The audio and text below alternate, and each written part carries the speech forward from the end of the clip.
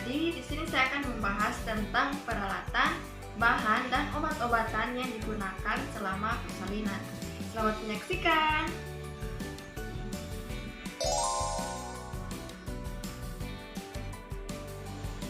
Yang pertama itu ada dua klem arteri untuk menjepit arteri. Kemudian ada gunting episiotomi, ini untuk menggunting bagian perineum ibu melahirkan yang kaku saat persalinan. Kemudian ada gunting tali pusat, ini untuk memotong tali pusat. Kemudian ada setengah koher, ini untuk memecah atau melubangi selaput ketuban yang belum pecah. Kemudian ada metal kateter, ini untuk mengeluarkan air seni melalui uretra. Kemudian itu hecting set. Hecting set ini ada pinset anatomi, yaitu alat yang digunakan untuk membantu proses menjahit luka, menjepit kasa, dan menjepit jaringan tipis dan lunak. Kemudian ada pinset chirurgis, ini untuk mengambil kasa. Kemudian ada nail powder hecting, ini untuk memegang jarum hecting dalam proses penjahitan luka. Kemudian ada jarum hecting, ini adalah jarum yang digunakan untuk proses penjahitan luka. Kemudian ada benang catgut. Benang catgut ini untuk menjahit jaringan atau kulit yang tidak perlu diangkat. Kemudian resultasi set itu ada meja resultasi, ini untuk pemeriksaan khusus yang digunakan untuk meletakkan bayi atau pasien anak kecil yang membutuhkan penanganan medis. Kemudian ada ambu bag dan sungkup, ini membantu memperlancar pernapasan dengan memperbaiki fungsi ventilasi dan membantu oksigen. Kemudian tongus patel, ini untuk menekan permukaan lidah pada pasien guna melihat tenggorokan dengan jelas. Kemudian ini ada tabung oksigen sebagai tempat penampung oksigen murni. Kemudian ada regulator oksigen, ini untuk mengatur laju aliran oksigen dalam tabung. Kemudian ada masker oksigen, ini untuk menghirup oksigen dari tabung menuju nafas mulut dan hidung. Kemudian ini ada nasal kanul, ini adalah selang dengan dua lubang yang dimasukkan dalam hidung untuk oksigenasi.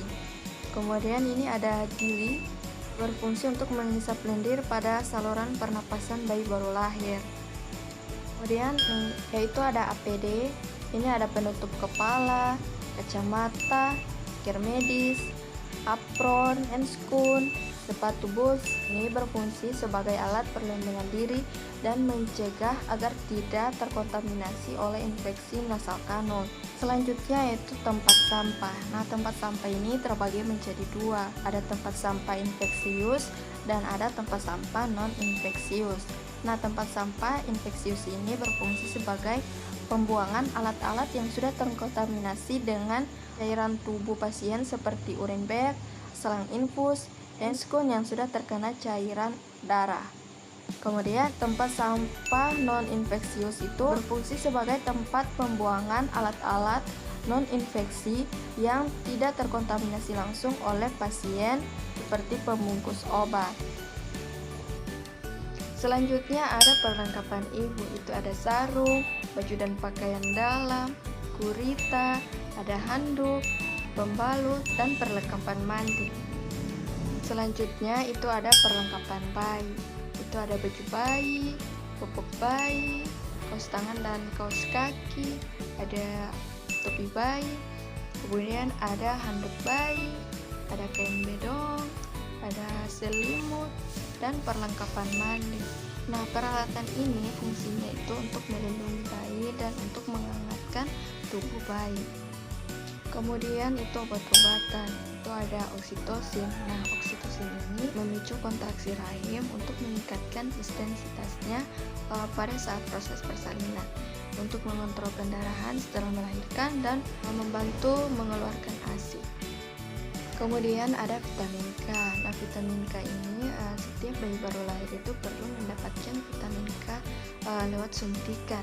Manfaat vitamin K ini adalah membantu proses pembekuan darah dan mencegah pendarahan yang bisa terjadi pada bayi.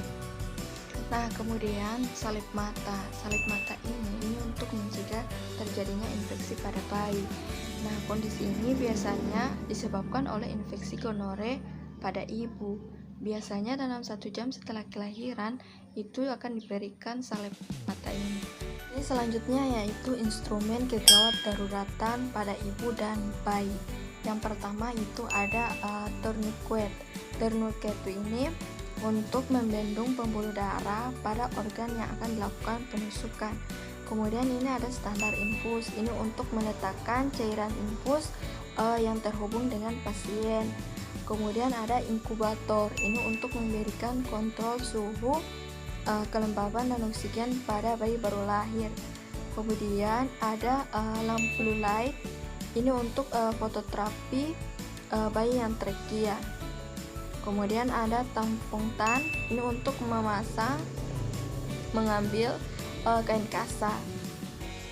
Kemudian aboket, ini untuk menembus kulit agar obat atau sediaan cairan dapat menembus ke dalam pembuluh darah atau jaringan kulit.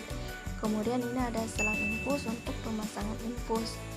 Kemudian ada spekulum cucur bebek, ini untuk membuka vagina sehingga keadaan porsia dan uterus itu dapat terlihat. Kemudian spekulum sempit, ini untuk membuka vagina saat melakukan kuret. Kemudian ada tenakulum, ini untuk menjepit porsio pada saat pelaksanaan kuret. Kemudian ada klemovum, ini untuk menjepit dinding rahim. Kemudian ada dilatator atau busi hanyar untuk merangsang pembukaan porsio. Kemudian ada sound uterus, ini untuk mengukur keadaan uterus. Kemudian ada sendok kuret, ini untuk mengumpulkan sisa jaringan konsepsi yang tertinggal di dalam rahim. Kemudian ini ada abortus tang, ini untuk mengangkat jaringan yang masih ada di dalam rahim.